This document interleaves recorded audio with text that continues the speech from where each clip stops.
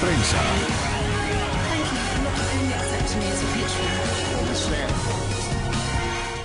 María Corina, hubo elecciones en Venezuela el pasado 14 de abril y según el Consejo Nacional Electoral venezolano las ganó Nicolás Maduro, que es el actual presidente de su país. El derrotado fue Enrique Capriles. Ustedes han dicho en la oposición que hubo fraude. ¿Eso es demostrable? ¿Sí hubo fraude? Nadie duda en Venezuela quién ganó. El derrotado no fue Enrique Capriles. Ganó el pueblo de Venezuela, que eligió en un contexto electoral perverso, con un abuso, una injusticia y un miedo sin precedentes por el uso de los recursos públicos y el grado de participación del Estado, el aparato del Estado contra el ciudadano. Y aún así se impuso la vocación democrática de los venezolanos. Hoy acabamos de ver un estudio, el 52% de los venezolanos dice que hubo fraude. Los venezolanos lo sabemos. Y si había alguna duda con la actitud del Consejo Nacional Electoral, de Nicolás Maduro y de las instituciones venezolanas después del día de la elección, ya nadie puede tener duda. Se negaron a una auditoría integral y completa, como se habían comprometido con los presidentes de UNASUR, y no han querido aceptar la impugnación que hemos presentado al Tribunal Supremo de Justicia, donde están todas las pruebas y toda la verdad. Y entonces ahora, María Corina, ¿cuáles son las alternativas un poco que se plantean dado esta situación en Venezuela? ¿Esperar ustedes la oposición a un referéndum revocatorio dentro de 3 años, un estallido social movido por ese 52% que opina que hubo fraude, o esperar a un golpe de Estado interno debido a esta descomposición del chavismo o esta lucha interna? ¿Qué puede pasar en Venezuela? Bueno, en Venezuela podría pasar desafortunadamente cualquier cosa a estas alturas. Tenemos un país con una triple crisis, una crisis de legitimidad profunda. El gobierno no tiene legitimidad de origen, porque todos y particularmente ellos saben lo que hicieron para permanecer en el poder. Ha perdido y continúa socavando su legitimidad de desempeño por la vía de la represión, de la persecución a los medios, de la intimidación y persecución, el apartheid que existe frente a los empleados públicos y a quienes pensamos distinto. Pero además se ha producido una enorme crisis que se agrava, se exacerba, social y económica. Esto está llevando a un país prácticamente ingobernable, producto de sus propios errores. Han destruido las instituciones y han destruido la confianza en su capacidad de gobernar. Ahora, que quede claro, la unidad democrática es democrática. Y nosotros lo que hemos planteado y continuamos exigiendo es una vía institucional para lograr que la verdad de la mayoría de los venezolanos se imponga. Por eso hemos agotado todas las instancias institucionales que existen localmente, pero por supuesto tenemos un mandato de la mayoría que votó el 14 de abril de exigir que esa verdad se respete y ese mandato se respete. ¿Cómo se hace eso? Pues bueno, con la fuerza ciudadana, con la presión institucional y por supuesto buscando el apoyo de los demócratas del mundo. Usted ha venido a Washington, ¿a qué vino? A lo que estamos haciendo en toda América Latina, en primera instancia, y es primero atendiendo las invitaciones que recibimos de nuestros colegas parlamentarios, que han tenido la firmeza, la valentía, la coherencia ética de alzar la voz por los valores que compartimos, lo cual no ha ocurrido con los gobiernos de nuestro hemisferio. Y por lo tanto estamos aquí en los Estados Unidos porque hay un Congreso democrático con autonomía en la cual las voces de los ciudadanos se escuchan, se respetan y los principios democráticos se exponen con libertad. Hemos estado recorriendo toda América Latina, van más de 30 misiones de parlamentarios en lo que llamamos la diplomacia interparlamentaria, que debo decir que no solo por el golpe a la soberanía popular del 14 de abril, sino también por el golpe al Parlamento el 30 de abril, pues hemos tenido y recibido una enorme solidaridad de nuestros colegas latinoamericanos. Algunos gobiernos han respaldado el punto de vista de la oposición venezolana y otros no. ¿Qué gobierno la ha decepcionado? Es una pregunta muy difícil, porque debo decirte que al día de hoy no ha habido un solo gobierno en América Latina que haya alzado su voz con firmeza y claridad, dado lo que está ocurriendo en Venezuela. Miren, señores, la Carta Democrática Interamericana establece compromisos mutuos, no solamente cómo se tiene que portar un gobierno internamente, sino el compromiso que hay de velar por esos procedimientos y prácticas democráticas entre los gobiernos y los estados signatarios de este acuerdo. Por lo tanto, nadie duda que Venezuela ha violado y está violando de manera descarada la Carta Democrática Interamericana. Por muchísimo menos salieron corriendo a Paraguay, Honduras y Ecuador.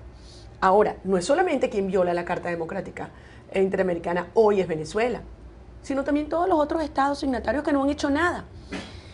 Tú me hubieras dicho hace unos días, sin duda yo hubiese respondido que Colombia en América Latina para el caso venezolano y Brasil para toda la situación de la región. Estamos viendo algunos señales de cambio en el gobierno colombiano.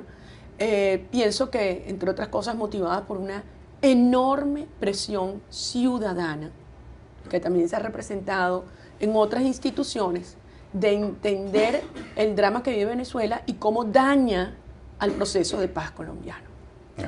Y en esta falta de solidaridad internacional, el hecho de que ustedes también hayan pedido que este tema de Venezuela se trate en la OEA y que hayan recibido reacciones contrarias por parte del secretario general y también por parte del Departamento de Estado de Estados Unidos, ¿esto les ahonda en ese sentimiento quizás de falta de solidaridad, digamos, institucional? Bueno, el secretario general de la OEA no nos sorprende nada. La verdad es que hemos visto su comportamiento en los últimos años hacia Venezuela y otros países de la región es realmente lamentable. Siento que bueno, la historia al final va a juzgar quién ha hecho tanto daño por socavar la credibilidad del sistema interamericano en un momento donde el continente lo necesita tanto. Cuando dice que no hay ambiente en la OEA para discutir el caso venezolano, yo le contesté inmediatamente. ¿Qué ambiente tiene que haber en Venezuela en términos de violencia y represión, de violación de los derechos humanos, para que la OEA se digne a mirar hacia lo que ocurre en nuestro país? Allí está planteado una situación muy crítica. ¿Quién controla UNASUR hoy en día? Al frente de UNASUR está Talí Rodríguez, que además sabemos todos que ha sido el principal contacto con los cubanos, con el régimen cubano en estos años. ¿Quién está al frente del CELAC? Raúl Castro. Y hoy pareciera que la propia OEA y la agenda de la OEA la domina también Cuba. De modo que vamos a tirar la toalla, como decimos los venezolanos, en absoluto.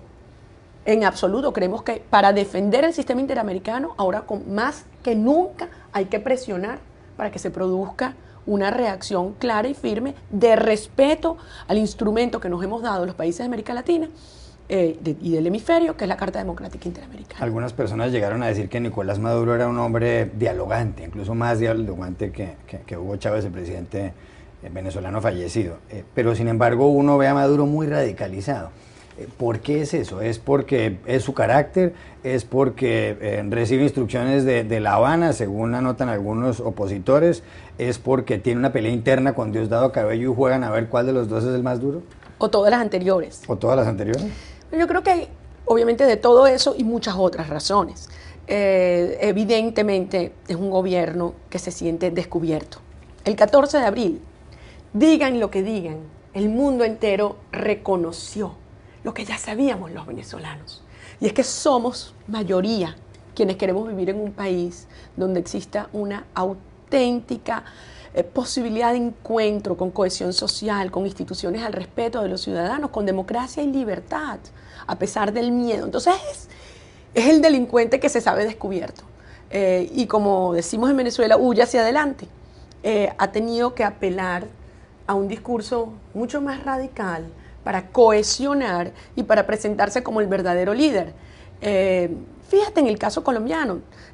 Antes de esta reunión de Santos y Capriles, en Venezuela se produjo una reunión en la Cancillería donde el señor Jagua le dijo a los embajadores, un grupo de embajadores en Venezuela, que quien recibiera a algunos representantes de la Unidad Democrática o a Capriles, eso sería percibido como un acto de enemistad.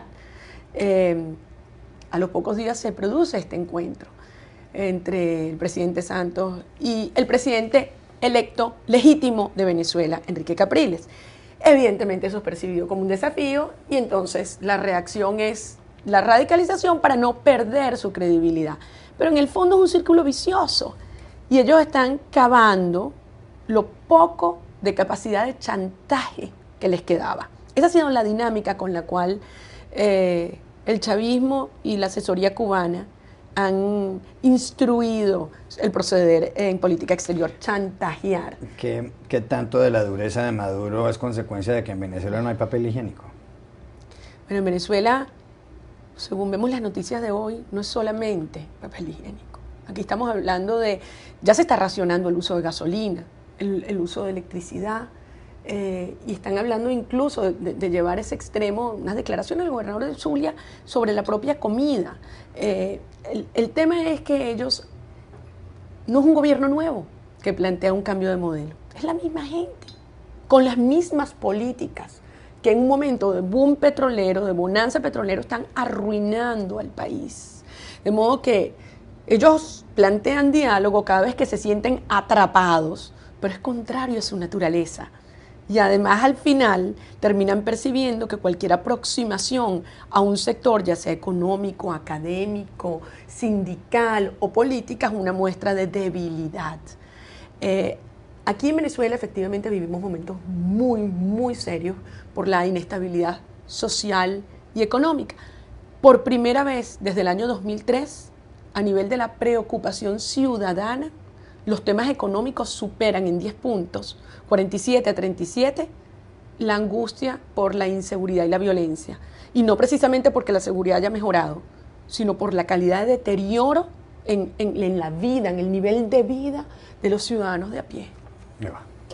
No sé si, bueno, todos estos viajes internacionales que están haciendo la oposición es un poco para denunciar el fraude electoral.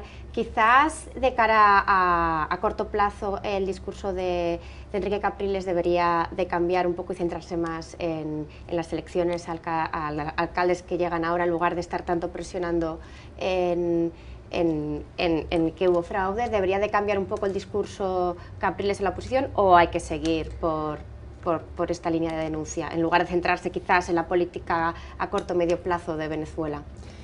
Enrique Capriles y toda la unidad ganamos las elecciones del 14 de abril porque tuvo la valentía de hablar con la verdad, de llamar las cosas por su nombre y de despertar un espíritu de lucha en toda la sociedad. Díganme la verdad, antes del 14 de abril eran muy pocos los que pensaban fuera de Venezuela que esa mayoría se iba a expresar de la manera contundente, como lo hicimos ese domingo glorioso en la historia venezolana. De modo que ahora viene una próxima etapa en la cual ese mandato que recibimos no lo podemos ignorar.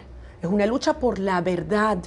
Como hemos dicho, es una lucha épica y ética, pero obviamente la dimensión económica, el acompañamiento a la lucha social tiene que plasmarse en una organización que también se va a expresar en nuevas oportunidades de contienda como la que se presenta en las elecciones municipales. Pero debemos entender que esa elección es parte de un proceso político que se expresó el 14 de abril y que no podemos abandonar porque los ciudadanos se sentirían que su mandato ha sido desconocido. Hay una enorme fuerza, hay una enorme convicción en Venezuela y obviamente es por la vía de la protesta, la denuncia pacífica, como ha sido la forma de proceder de las fuerzas democráticas en Venezuela. Pero no van a doblegarnos y no nos harán pasar la página y desconocer lo que fue ese gran éxito. Pero quiero insistir en la pregunta de Eva. Políticamente hablando, ¿no es un mal negocio para Capriles y para todos ustedes en la oposición seguir hablando de que hubo fraude y hubo fraude el 14 de abril cuando están próximas unas elecciones a las alcaldías? Porque el ciudadano promedio y el votante de la oposición lo que va a pensar es ¿para qué voto si me roban? ¿No será mejor más bien pasar página con el asunto del 14 de abril y centrarse, repito, e insisto en la pregunta de Eva, en presentar un buen programa para ganar una serie de alcaldías y formar una fuerza política que les permita en algún momento volver al poder? Es que no son excluyentes las dos posiciones, Juan Carlos. De hecho, esa era la estrategia que prevalecía hasta el año pasado, decir, bueno, no podemos criticar el sistema electoral porque eso puede generar abstención, desconfianza y la gente no participa. Por el contrario, partimos en esta última elección de que el ciudadano sabe la naturaleza de los obstáculos que estamos enfrentando. La gente en Venezuela lo ha vivido, son 20 elecciones en 15 años. De modo que este espíritu de lucha de decir, aquí están los obstáculos, esto es lo que ellos son capaces de hacer, y nosotros no te vamos a dejar solo, porque por el contrario, el ciudadano que fue y votó y se arriesgó, si ahora le dices, pasamos la página y olvidamos lo que fue tu contribución y su significado, ese sí se puede sentir abandonado. De modo que vamos a seguir exigiendo que esa mayoría y esa verdad se haga realidad, porque además los venezolanos sabemos lo que pasó. Y en paralelo hemos asumido simultáneamente esta lucha de cara a la organización de base como también una nueva expresión de esa contienda nacional. Aquí no estamos luchando nada más por concejales y alcaldes. Esto es una lucha existencial que representa también un peso nacional. ¿Qué hace mal la oposición hoy en día en Venezuela? ¿En qué mete la pata? Si es que la mete en algo. Mira, yo creo que hemos aprendido muchísimo, muchísimo. Y yo debo reconocer cuánto ha costado, porque tenemos puntos de vista distintos, configurar esta unidad frente a un régimen muy difícil de combatir. Lo hablábamos antes, esto no es una dictadura clásica y no es un sistema democrático. Es un régimen profundamente totalitario con una fachada democrática, yo llamo neodictadura, que implica que tú tienes que apelar a mecanismos de resistencia y protesta ciudadana y al mismo tiempo participar por estos mecanismos democráticos en unas condiciones terriblemente adversas. Sigo pensando que en oportunidades subestimamos la complejidad del sistema de apoyos y de intereses que detrás del chavismo y ahora detrás de Maduro. No estamos hablando solamente de Cuba, sino de intereses económicos y de intereses inconfesables por sus negocios que han hecho de Venezuela una gran oportunidad y que ven un costo para sus operaciones, el cambio democrático que se va a dar. ¿Y qué hace bien Maduro?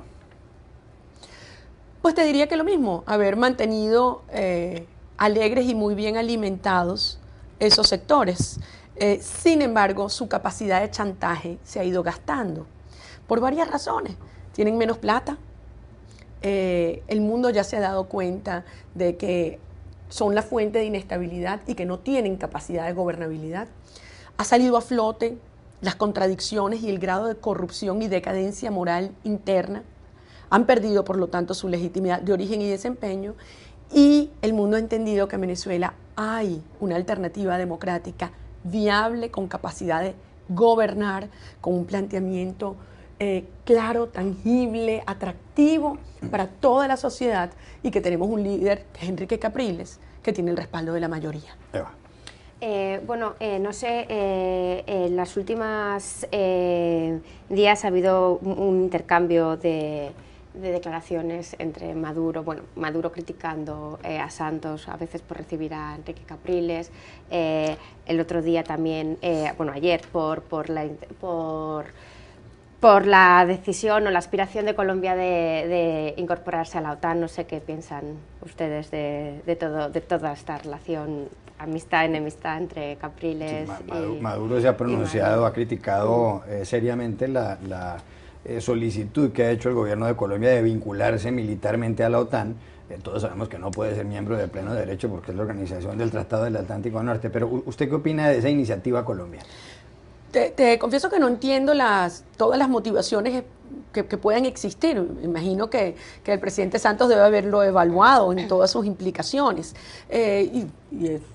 Ya llegará el momento que se le explicará por la reacción y la respuesta que hubo en estas horas por parte de la OTAN.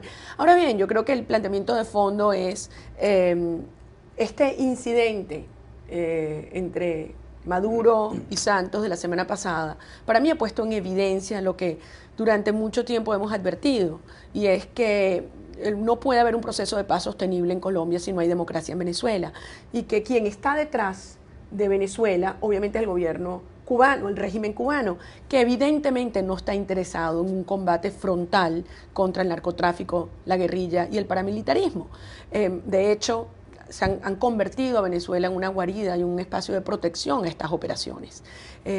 Por lo tanto, yo siento que esto, si algún beneficio tiene interno para el país, más allá de las implicaciones políticas de una u otra posición, es que se ha puesto en evidencia que al señor Maduro y a los cubanos no les importa para nada qué ocurre con el proceso de paz de Colombia y son capaces de chantajear incluso con un tema tan delicado para los colombianos.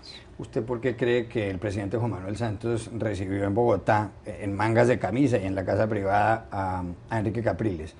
Porque está molesto con Maduro, que le prometió en la cumbre de presidentes de UNASUR que iba a haber un recuento de los votos en Venezuela y ese recuento no se ha producido, o porque Santos se dio cuenta de que no necesita a Maduro tanto como a Chávez para llevar adelante el diálogo con la guerrilla de las FARC en La Habana. ¿Cuál es la razón? ¿O es por distanciarse de Maduro porque Santos necesita votos en Colombia de cara a las elecciones de sí, yo te iba a decir, dentro de un año? Yo te iba a decir, porque las encuestas en Colombia dicen que Enrique Capriles tiene mayor popularidad que el propio presidente Santos. Mira, yo creo que el caso colombiano está tan íntimamente ligado a Venezuela y yo siento que quienes creyeron que el proceso de paz colombiano necesitaba del chavismo o de sus sucesores o de los cubanos, han entendido que por el contrario en esta etapa no solamente no los necesitan, sino que pueden ser más bien perjudiciales y que así lo estaba haciendo sentir la población colombiana. Y tú lo ves en sus representantes, en los distintos partidos políticos que hacen vida en el Congreso.